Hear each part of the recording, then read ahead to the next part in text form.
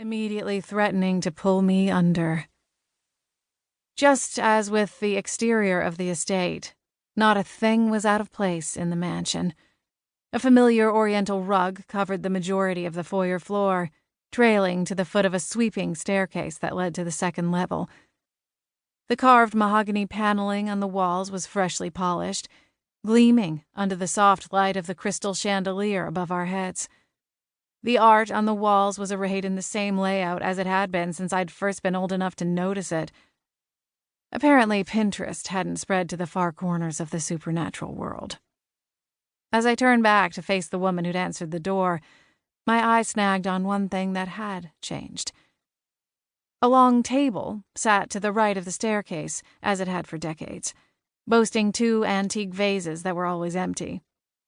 But in between them, something was missing. As soon as I spotted it, I couldn't look away.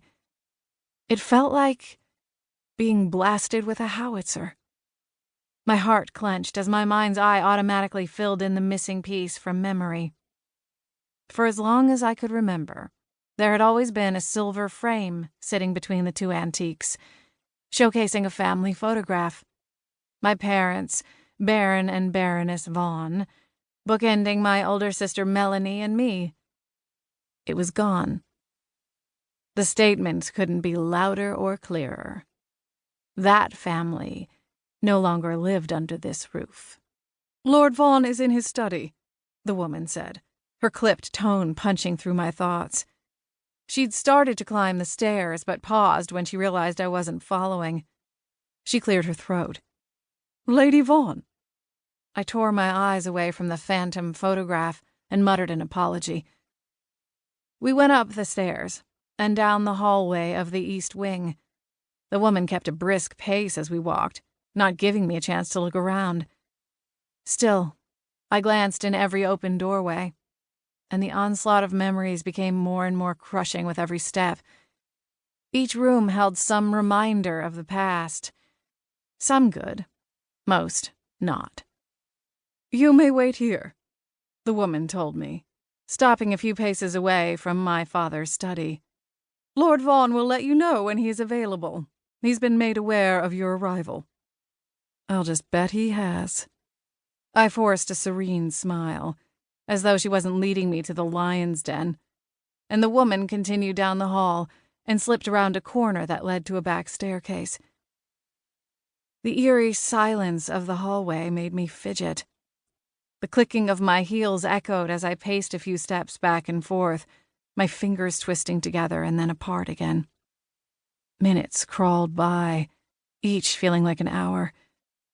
I fussed with my heather gray sweater, picking at minuscule pilling around the hem, all the while keeping an eye on the door of my father's study. A strange war raged inside me. Part of me willed the door open. I wanted to face my fate and get it over with, rip off the Band-Aid I'd slapped over this wound for the last 5 years.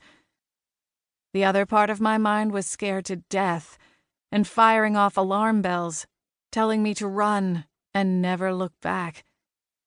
Not that I had a choice. I knew it. Everyone in the mansion around me knew it, too. 6 weeks ago, I'd come home from a late night out with friends to find an envelope bearing the Vaughn family crest in deep purple wax. A horrible mix of terror and dread had filled me before I'd even opened it. My father, the Baron of the East, was summoning me home after a 5-year exile across the country. A summons wasn't an optional thing. It wasn't a suggestion or a friendly invitation to the family's holiday celebration. That would have been far too civil. If I ignored a summons, my father would have sent a pack of his bootlicking minions after me, and they wouldn't have given up until they'd caught me. No. It was either hold my head high and return on my own, or be dragged home kicking and screaming. I knew which option my father would prefer, and if he was thinking what I thought he was, I would need all the advantage I could muster. Footsteps sounded, and my spine went stiff. "Lacey!" A loud whisper carried down the